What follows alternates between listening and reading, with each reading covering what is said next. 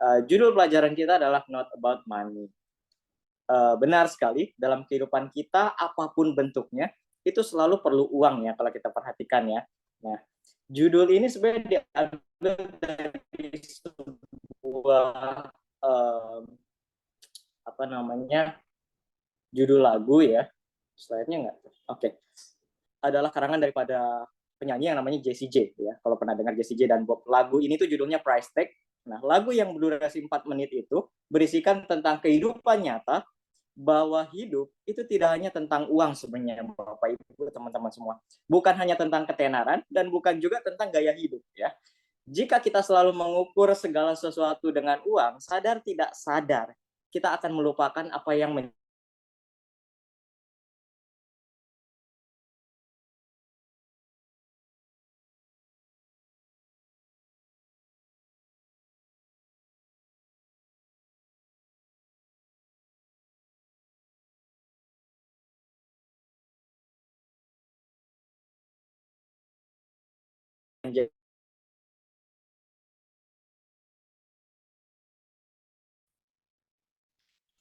Maaf, pendeta muda Reynald, Ya, nggak ada suara ya, jadi kayaknya sinyalnya kurang bagus.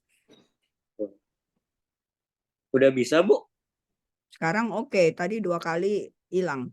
Hilang ya? Oh, iya. Baik, coba saya stop share dulu. Semoga lancar sekarang. Ya, kami mendoakan. Terima kasih. Oke, sudah kelihatan. Udah, tapi belum slideshow ya. Oh iya, padahal di sini udah slideshow. Ya, sekarang udah siap slideshow. Ya, ada sebuah anekdot ya. Anekdot ini kalau kita tahu, ini sebenarnya cerita yang ya diceritakan suatu hari, suatu ketika seorang suami yang adalah pegawai kantor, dia tuh terlihat jenuh dengan pekerjaannya. Karena dia bosan, di jam kerjanya itu dia berusaha untuk mencuri-curi waktu, menuliskan surat cinta untuk istrinya. Nah, isinya tuh seperti ini. Istriku sayang, minggu ini BBM naik dan kebutuhan pokok juga ikut naik. Tapi kamu jangan khawatir, aku suamimu menjamin kalau uang bulanan tidak akan ikut-ikutan naik. Aku tetap sayang kamu. Nah, lewat cerita ini kita dapati bahwa uang itu memang faktor yang penting. Entah itu bagi anak-anak, uang itu penting. Bagi orang-orang remaja, uang juga penting. Dan apalagi bagi orang-orang yang sudah berumah tangga. Mungkin inilah respon istrinya ya, kurang tidur aja aku pusing, apalagi kurang duit. Motoku adalah utamakan suami. Semua uang milik istri katanya ya. Saya ingat waktu saya melayani di Medan kemarin, saya pernah bertemu dengan salah satu rumah tangga, keluarga ya, salah satu keluarga. Jadi ibu ini tuh cukup dekat sama saya. Dia suka cerita-cerita. Jadi ibu ini katakan bahwa pendeta, kalau pendeta lihat orang-orang muda sekarang pacaran itu romantis ya, katanya kayak gitu. Saya bilang, oh iya Bu, saya lihat memang romantis-romantis. Tapi pendeta harus tahu, katanya kayak gitu. Di rumah tangga nanti, dengan ketika pacaran itu jelas berbeda. Jelas berbeda. Lalu saya tanya, bedanya di mana Bu? Ternyata bedanya adalah, kalau pacaran itu ya masih belum kelihatan lah buruk-buruknya. Tapi ketika berumah tangga nanti, itu semuanya kelihatan. Itu semuanya terbuka dengan jelas. Salah satunya masalah keuangan. Di rumah tangga nanti, kata ibu ini bilang, uang suami, uang istri, uang istri, uang istri. Waduh, ini menarik ya. Nah, kita mungkin sering mendengar bahwa uang bukan segalanya, tetapi ternyata segalanya butuh uang. Mau makan kita perlu uang, mau tinggal di penginapan kita juga perlu uang, mau bangun rumah kita perlu uang, mau ke toilet umum kita juga perlu uang. Bahkan zaman ini, Bapak Ibu teman-teman semua, mau cari kerjaan atau cari uang, itu juga kita perlu uang. Di dalam setiap aspek kehidupan kita, kita memerlukan uang. Nah, saya suka sekali dengan filosofi Batak ya. Dalam filosofi Batak itu ada 3 H. H yang pertama itu Hagabeon, H yang kedua adalah Hasangapon, H yang terakhir adalah Hamoraon. Hagabeon ini memiliki keturunan. 3 filosofi ini merupakan sesuatu yang harus dimiliki oleh setiap orang. Masing-masing kita tentu pengen punya keturunan. Bahkan kurang lengkap rasanya kalau kita sudah berumah tangga, tetapi kita belum juga punya keturunan. Hasangapon ini memiliki kehormatan. Masing-masing kita pengen jadi orang yang terhormat. Masing-masing kita pengen jadi orang yang terpandang. Lalu Hamoraon, masing-masing kita ingin memiliki harta. Masing-masing kita ingin punya kekayaan. Ini adalah filosofi Batak. Sekarang kita mau beralih ke filosofi Chinese. Ya, di kebudayaan Chinese ada hari raya yang disebut dengan hari raya Xinjia atau hari raya Imlek ya.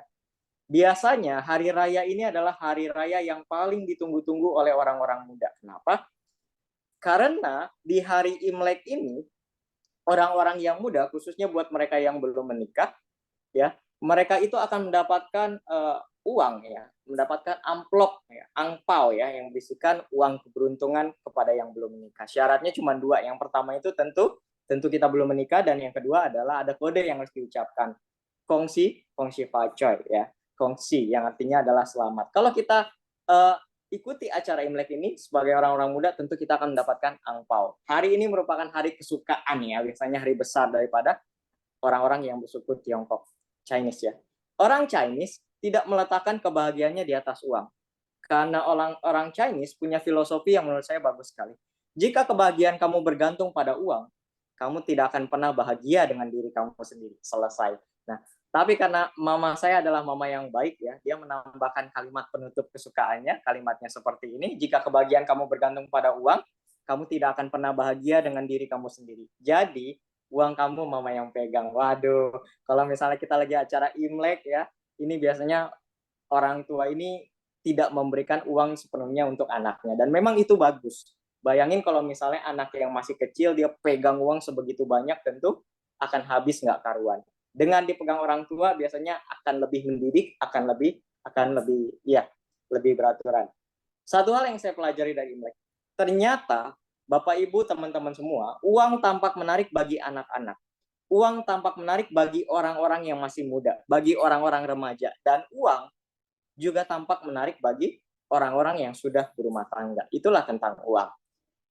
Kita semua tentu menyadari bahwa ada 3 orang terkaya di dunia menurut catatan Forbes. Orang yang ketiga adalah Jeff Bezos, dia adalah founder dari Amazon.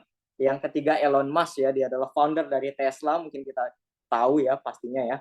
Dan dia juga punya satu ya perusahaan yang lainnya ya, SpaceX. Lalu yang pertama adalah Bernard Arnault.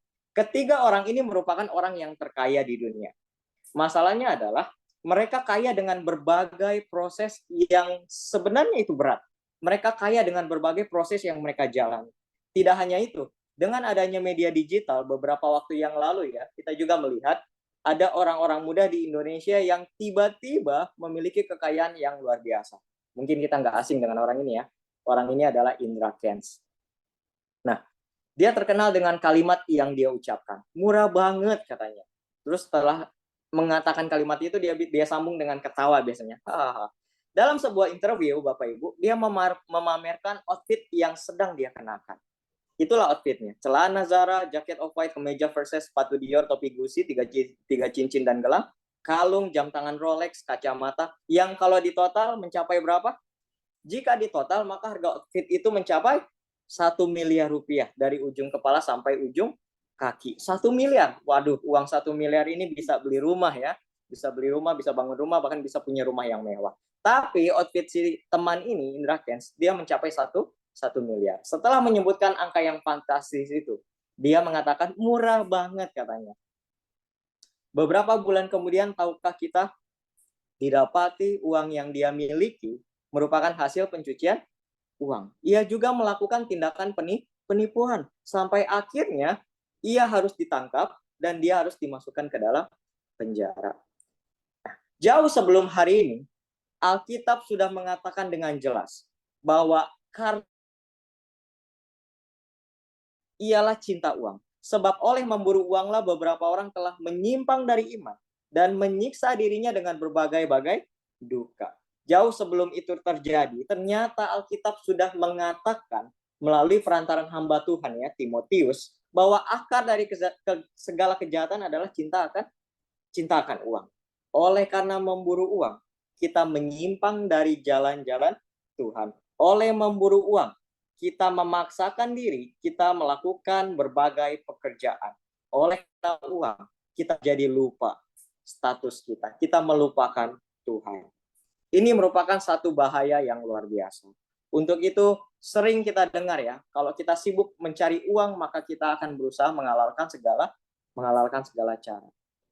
Kita tidak akan pernah bisa menjadi kaya sekalipun kita bisa melakukan berbagai pekerjaan. Karena prinsipnya untuk menjadi kaya itu bukan kitanya yang bekerja, tapi uangnya yang bekerja untuk kita. Pertanyaannya adalah, bolehkah orang Kristen kaya? Wah, boleh nggak sih kita punya kekayaan? Boleh nggak sih kita jadi orang kaya? Matius 27 ayat 57. Menjelang malam datanglah seorang kaya. Namanya siapa? Namanya adalah Yusuf. Dia asalnya dari mana? Orang Arimatea. Dan yang telah menjadi murid Yesus juga. Kita semua tahu tentunya ya, arti Kristen itu adalah pengikut Kristus. Pengikut Kristus. Ketika kita katakan diri kita adalah orang Kristen, berarti kita harus mengikuti Kristus. Dalam mengikuti Kristus berarti kita yang pertama adalah kita percaya akan apa yang Yesus katakan, dan yang kedua adalah kita percaya bahwa Yesus itu adalah Tuhan. Lalu kita kembali ke pertanyaan tadi, bolehkah orang Kristen menjadi kaya? Tentu boleh. Yang menjadi masalah itu sebenarnya bukan kayanya, tetapi untuk apa kekayaan itu dipergunakan, ya. Harus diingat bahwa Yesus dia tidak pernah menjanjikan kepada kita kekayaan. Yang Yesus janjikan adalah kecukupan. Sebab itu janganlah kamu khawatir akan hari besok, kata Alkitab. Karena hari besok mempunyai kesusahannya sendiri. Kesusahan sehari cukuplah untuk sehari. Jadi jangan bawa beban kita setiap hari. Kalau ada masalah juga gitu ya. Masalah sehari, ya itu masalah hari ini aja. Besok nggak lagi jadi masalah. Kesusahan kita sehari cukuplah untuk sehari. Seorang yang cukup terkaya di Indonesia bahkan ya, Yusuf Hamka, dia katakan bahwa sekarang ini orang berlomba-lomba pengen kelihatan kaya, bukan pengen jadi orang kaya. Padahal nggak penting kelihatan kaya. Yang penting kelihatan cukup. Cukup itu ketika kita perlu mau beli sesuatu ada uangnya. Yang penting itu cukup. Kadang-kadang kita berusaha supaya diri kita ini kelihatan kaya. Kalau kita udah kelihatan, udah ketahuan apa yang kelihatan itu tidak sebenarnya kita akan malu sendiri. Ya. Kita semua tahu ya, sekarang ini mungkin handphone yang paling mahal, yang paling dicari sama anak-anak muda adalah iPhone. Saya lihat beberapa waktu yang lalu lewat di postingan, bahwa ternyata iPhone ini bisa kredit per bulannya. Kadang-kadang saya berpikir, seringkali karena kita mengejar gaya, kita melupakan kebutuhan primer kita. Kita melupakan kebutuhan hidup kita. Yang penting cukup. Mau beli rumah, cukup. Mau beli mobil, cukup. Mau nikah, uangnya cukup. Mau sekolahin anak, cukup. Hidup mah yang penting cukup. Nggak usah neko-neko ya, kalau kata orang dulu. Nah, kenapa saat di ATM kartunya keluar lebih dulu, baru uangnya? Karena sebagian orang ketika udah lihat uang, bisa lupa segalanya. Dan ini benar. Saya ingat ketika saya ada di kota asal saya, di Cianjur ya. Saya waktu itu masih kecil, masih SMP kelas 7. Saya menemani orang tua saya, mama saya itu pergi ke ATM.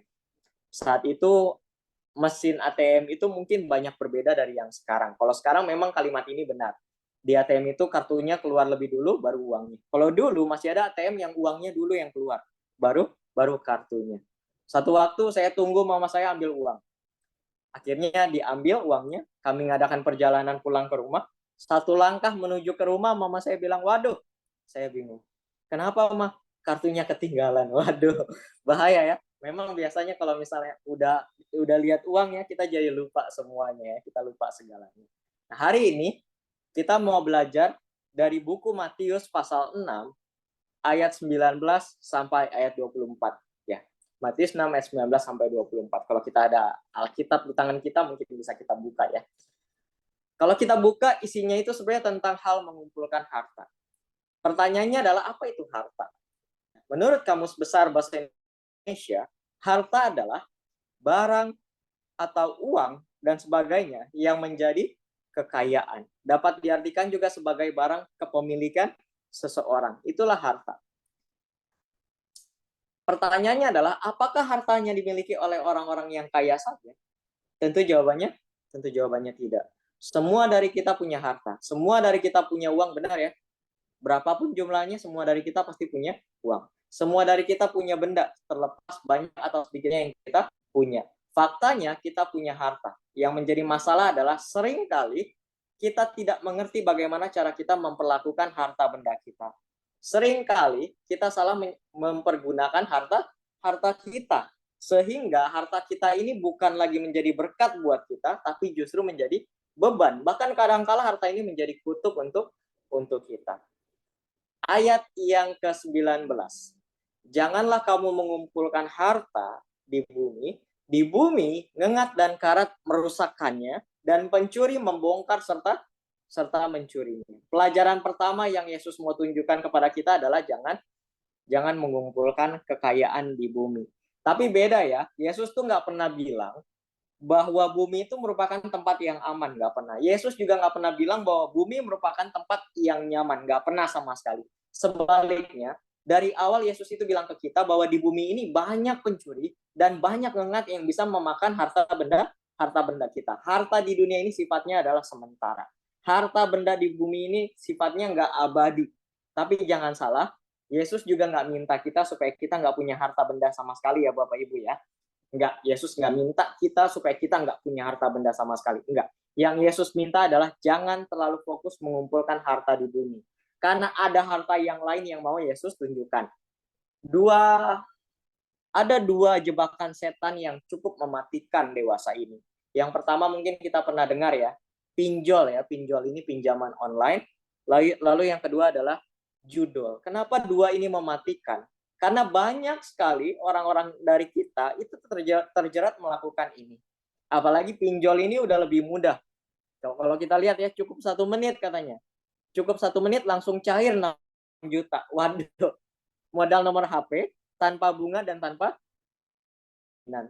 verifikasi KTP katanya. Waduh, ini jebakan sangat bahaya sekali ya. Lalu yang kedua, judi online. Judi online ini juga bahaya.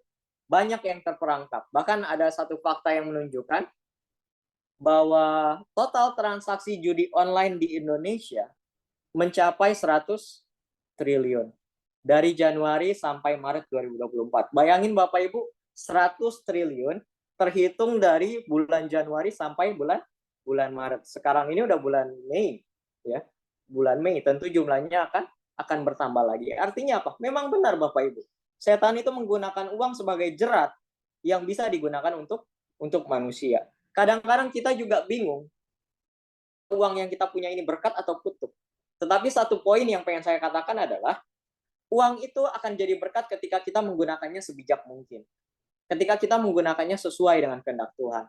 Tetapi uang akan menjadi kutuk ketika kita juga melakukannya di luar daripada apa yang Tuhan mau untuk kita. Lalu pelajaran yang selanjutnya, ayat yang selanjutnya. Tetapi kumpulkanlah bagimu harta di sorga. Di sorga, ngengat dan karat tidak merusakkannya, dan pencuri tidak membongkar serta mencurinya. Kumpulkan kekayaan di sorga. Melalui poin yang kedua ini, Yesus mengajak kita untuk berinvestasi dalam harta yang abadi. Harta yang tidak akan pernah hilang, dan harta yang tidak mungkin dicuri oleh orang. Harta yang tidak mungkin terganti. Harta itu adalah harta sorga. Harta sorga ini merupakan investasi yang tidak dibatasi ruang dan waktu. Investasi yang tidak kenal inflasi. Investasi yang paling penting, karena ini adalah investasi kekal ya. Bagaimana cara kita mengumpulkan harta di sorga? Mudah saja. Harta di sorga adalah segala sesuatu yang berhubungan dengan kehidupan kekal kita. Karena investasi kekal kan. Itu sebabnya satu-satunya cara untuk mengumpulkan harta di sorga adalah dengan mewujudkan kasih kita, kasih kepada Allah dan kasih kepada manusia. Kasih kepada Allah dapat kita lihat, dapat kita tunjukkan di dalam kesetiaan kita kepada Tuhan melalui persembahan syukur kita. Tadi ada persembahan ya. Bagi kita yang punya kesempatan memberikan persembahan, itu merupakan waktu dan berkat terindah yang Tuhan berikan untuk kita. Melalui persembahan syukur kita, melalui persepuluhan kita, dan yang paling penting adalah melalui tubuh kita. Ada satu yang menarik ya. Tuhan kita itu adalah Tuhan yang maha kasih. Tuhan yang penuh dengan kasih. Bahkan kasih Tuhan itu lebih tinggi levelnya dari keadilan Tuhan. Tuhan kita adil, tapi dia lebih menunjukkan kasih-Nya kepada kita. Dari 100% penghasilan kita, Tuhan cuma minta 10%. Kalau misalnya Tuhan itu adil, berarti kan 50-50 harusnya. 50% untuk kita, 50% untuk Tuhan. Tapi karena Tuhan kita itu kasih, dia cuma minta 10% dari penghasilan kita. Itu pun kadangkala kita bergumul untuk memberikan 10%-nya kepada Tuhan. Tuhan kita itu kasih, bahkan kasihnya lebih tinggi daripada keadilan kita. Dari 7 hari, yang Tuhan minta sebenarnya cuma 1 hari, kita bisa ingat atau memberikan waktu kita untuk Tuhan di hari Sabat. Kalau Tuhan kita itu adil, harusnya bagi 2. 7 hari bagi 2 berarti 3 hari harusnya ya. 3 hari kita kerja, 3 hari untuk Tuhan. Waduh, tapi Tuhan nggak minta itu. Tuhan cuma minta 1 hari untuk Tuhan. Itu pun kadang-kadang kita nego sama Tuhan. Itu pun kadang-kadang kita berat sekali untuk melakukan itu kepada Tuhan.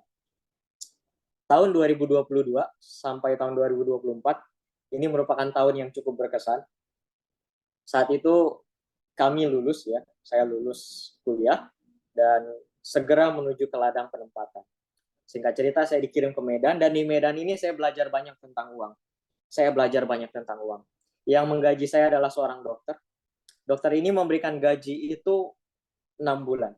Jadi kalau misalnya saya masuk bulan Januari, itu saya udah terima gaji untuk 6 bulan ke depan. Januari, Februari, Maret, April, Mei, Juni. Berarti saya sudah terima uang itu sampai bulan Juni. Padahal itu masih bulan Januari. Saat itu ya karena saya masih muda, saya masih berpikir, wah hidup cuma sekali. Waduh. Ya, dengan jumlah uang yang banyak, saya berpikir bahwa waduh hidup cuma sekali, saya pengen menggunakan ini untuk yang terbaik. Tapi saya ingat Tuhan ya, saya langsung sisakan 10% untuk Tuhan. Sisanya itu saya berpikir gimana caranya supaya ya look oke lah karena masih muda. Tahu Bapak Ibu, masalahnya adalah saya pelajari bahwa yang namanya gaya hidup itu sebenarnya nggak mahal. Yang mahal itu adalah ya gaya hidup.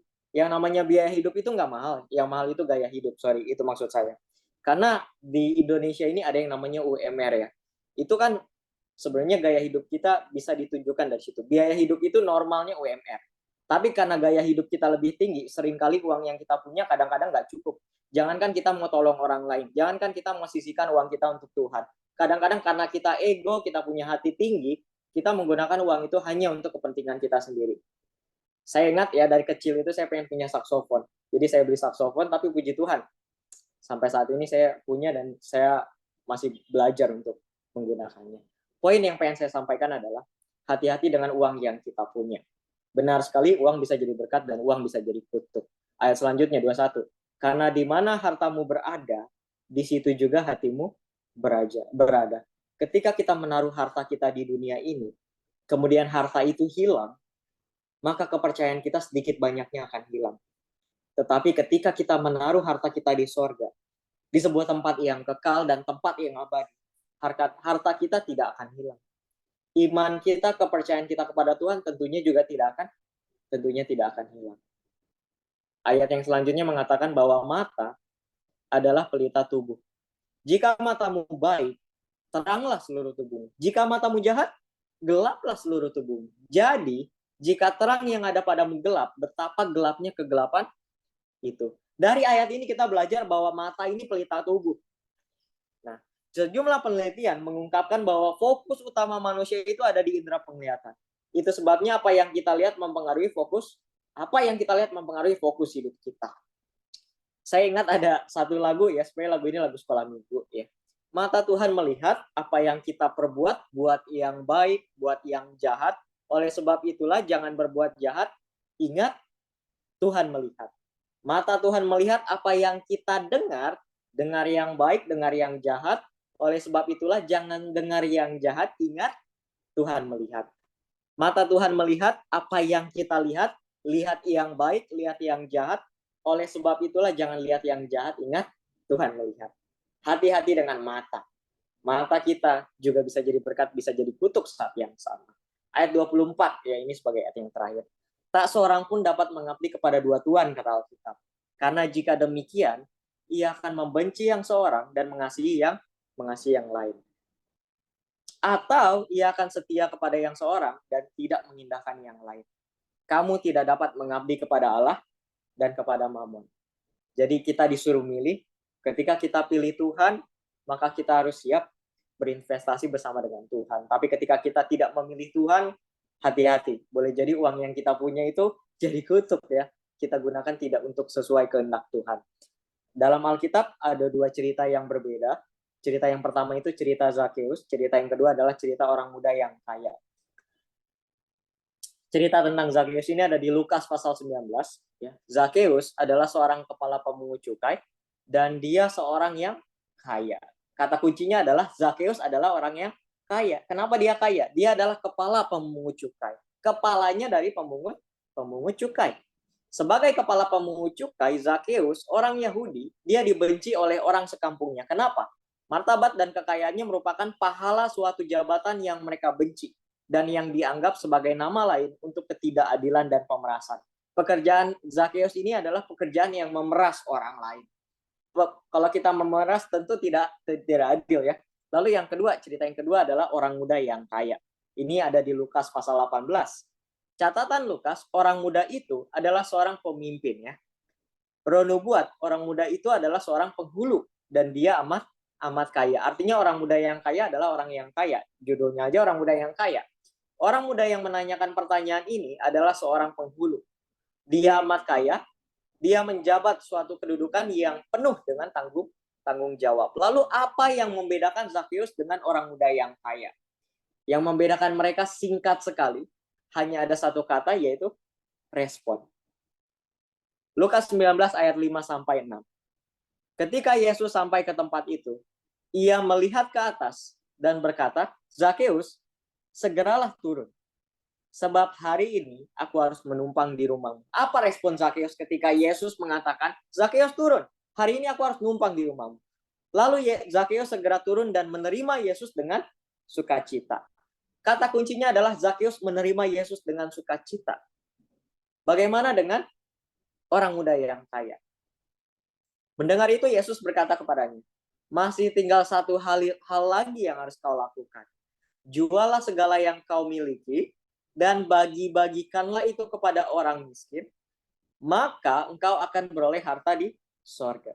Kemudian datanglah kemari dan ikutlah aku. Apa respon orang muda yang kaya itu? Ketika orang itu mendengar perkataan itu, ia menjadi amat sedih sebab ia sangat kaya. Kalau di dalam kitab Matius lebih jelas lagi. Ketika orang muda itu mendengar perkataan itu, pergilah ia dengan sedih sebab banyak hartanya. Jadi dia nggak cuma sedih.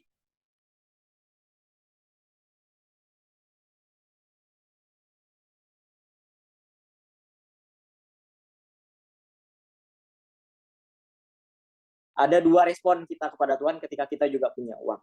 Yang pertama adalah kita lari kepada Tuhan. Yang kedua adalah kita lari dari Tuhan. Yang mana yang bagus? Lari kepada Tuhan atau lari dari Tuhan?